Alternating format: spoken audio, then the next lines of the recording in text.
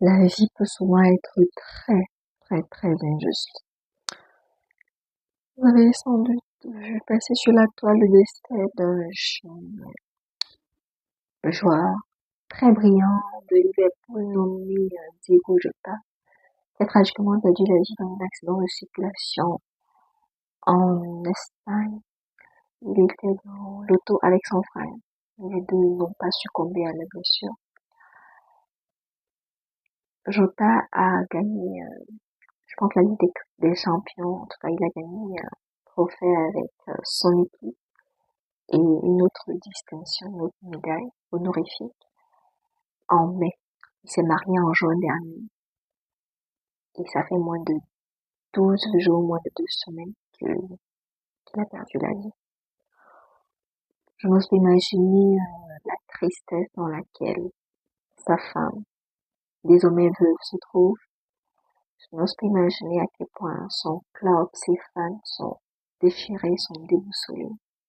Encore moins ses enfants qui ne vont plus malheureusement physiquement le papa, sinon à travers les photos, les extraits de capsules vidéo de ces matchs. C'est vraiment difficile. Si on lui avait dit il y a quelques semaines ou quelques mois qu'il finirait comme ça, il aurait jamais cru.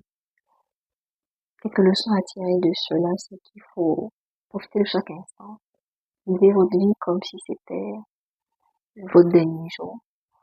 On ne dit pas ici de créer des problèmes aux gens ou de faire des folies, de faire des dégâts, des catastrophes. Mais profitez de la vie, profitez de vos proches, des personnes qui vous sont très très importantes et très chères. Vivez de votre passion. Jota, il a vécu de sa passion et je pense que il doit être fier de lui, il se trouve. Il a quand même marqué son existence ici sur Terre au travers du football. Vous, ça peut être au travers d'autres choses, les talents que vous avez.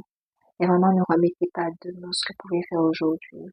Pour les personnes qui souffrent, qui combattent avec la procrastination, cet, cet événement tragique nous permet de comprendre que la vie ne nous appartient pas.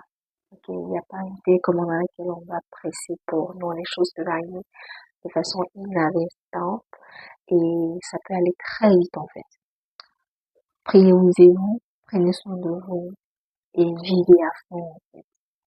Et évitez aussi de créer des dommages, des problèmes aux gens. Soyez dans votre coin, soyez en paix, soyez heureux.